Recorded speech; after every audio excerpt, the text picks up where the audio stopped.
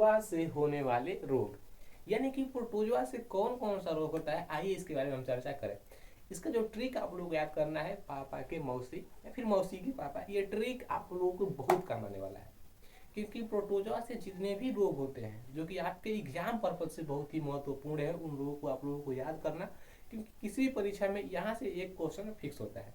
तो आप लोगों को यह ट्रिक हमेशा याद रखना है, पापा के मौसी। इस वाले प से हो गया पेचिस, ठीक है। और एक प से हो गया हमारा पायरिया। पेचिस जो कि हमारे आंत को प्रभावित करता है और लूज मोशन होने लगता है, ठीक है। और पायरिया जो कि दांतों में हमेशा दर्द रहता है। अगर आप कस के ब्रश कर लिए तो फिर आपको ना आपके मसूड़ों से ब्लड आने लगता है। आप बहुत ज़्यादा गर्म खाना खाइएगा तो भी आपका दांत ना दर्द करेगा। बहुत ज़्यादा ठंडा खाना खाइएगा तो भी आपका दांत दर्द करेगा। तो पायरिया से बचने के लिए एक काली मिर्च, सरसों का तेल और फिटकिरी का लेप बना करके, उसका पेस्ट बना करके सोते समय अपने दांतों पर ऊपर और नीचे ऐसे लगा लीजिए। और सो के उठने के बाद सुबह में कूला कर लीजिए। आपको पायरिया से राहत मिलने लगेगी, ठीक है। नहीं तो फिर आप हमेशा ही जैसे ब्रश का प्रयोग ना के बराबर कीजिए और हमेशा ही दातुन से ब्रश कीजिए।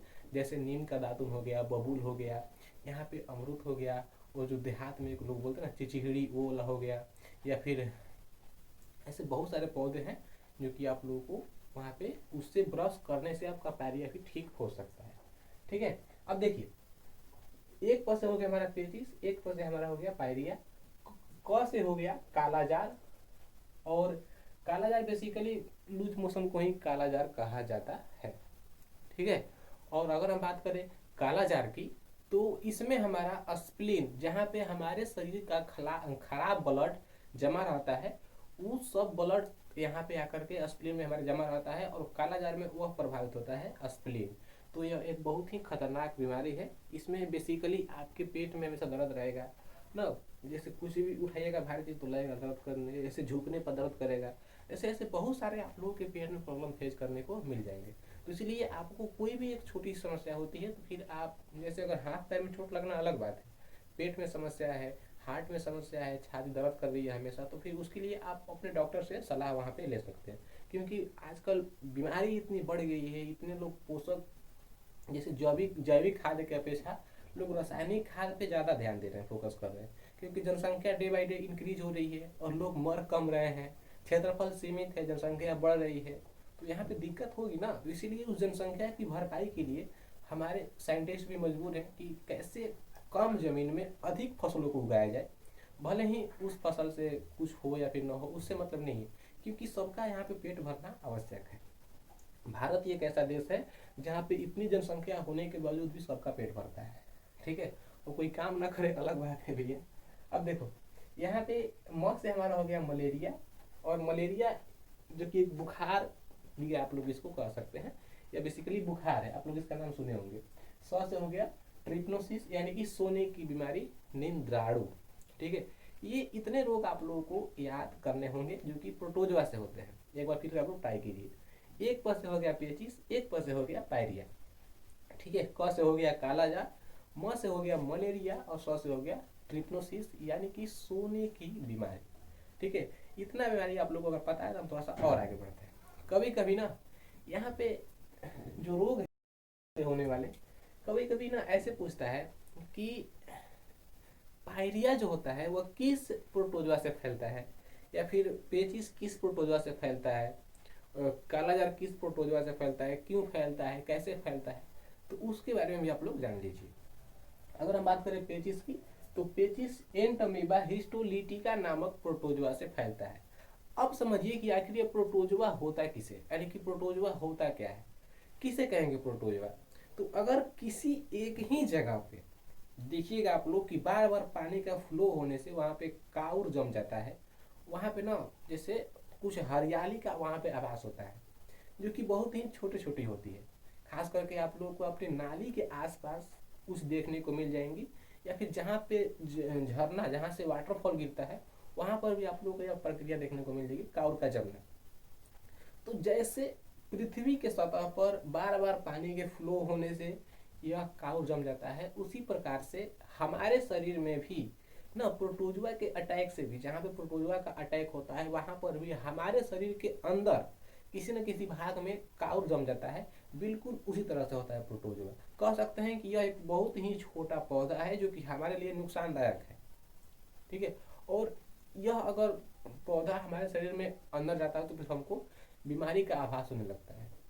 बेसिकली बीमारी उसे कहते हैं जो कि हम ना चाहते हैं कि हमारे शरीर में ऐसा बदलाव हो। जैसे कौन चाहता है कि किसी को बुखार लगे, कौन चाहता है कि हमारी आंतें प्रभावित हो, कौन चाहता है कि हमको जैसे कुछ रोग हो, कोई नहीं चाहता है। तो जब आप नहीं चाहते हैं कि हमको ये हो, अगर वो हो गया तो उसे ही बीमारी कहते हैं, ठीक है। अब देखिए पेचिस में बेसिकली एंटमीवा हिस्टोरिटिका नामक प्रोटोजोआ से होता है, और पायरिया जो होता है वो जिंजीबेरी से होता है। जिंजीबेरी से पायरिया होता है। ये आप लोग कुछ कुछ याद करने पड़ेंगे।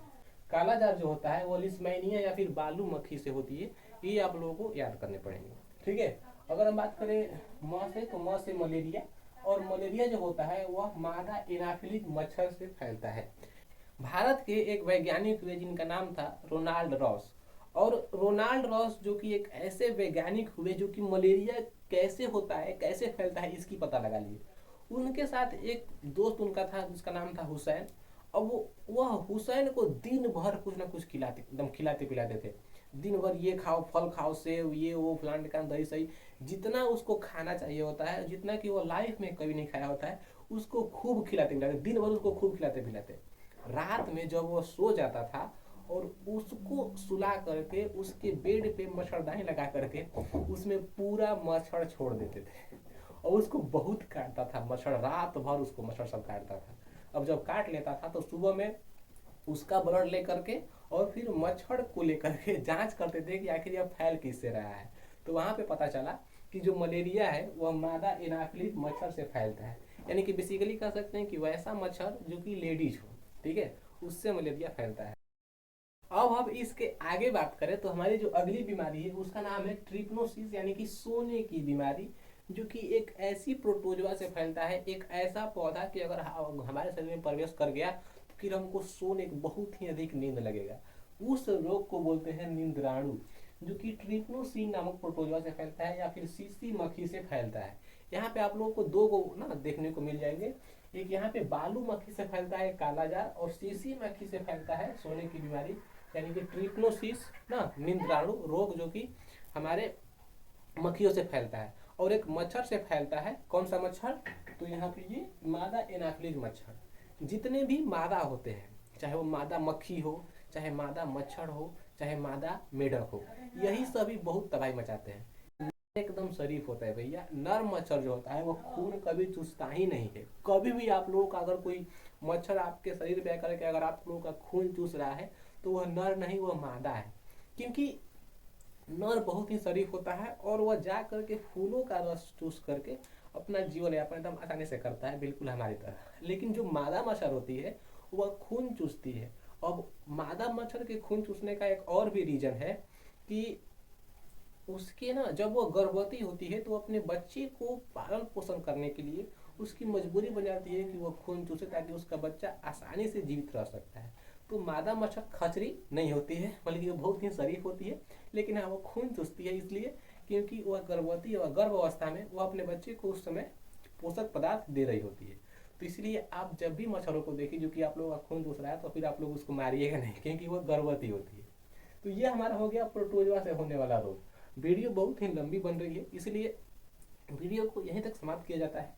अब हम आगे पढ़ेंगे कि कवक से होने वाले कौन कौन से रोग हैं, यानी कि हमारे शरीर में फंगस अटैक कैसे कैसे होते हैं, फंगस होते क्या हैं, फिर बैक्टीरिया क्या होती है, जीवाणु क्या होता है, फिर वायरस क्या होता है, विषाणु क्या होता है, और ऐसे कौन कौन से रोग हैं जो कि किस किस वजह से हमारे शरीर में होता है।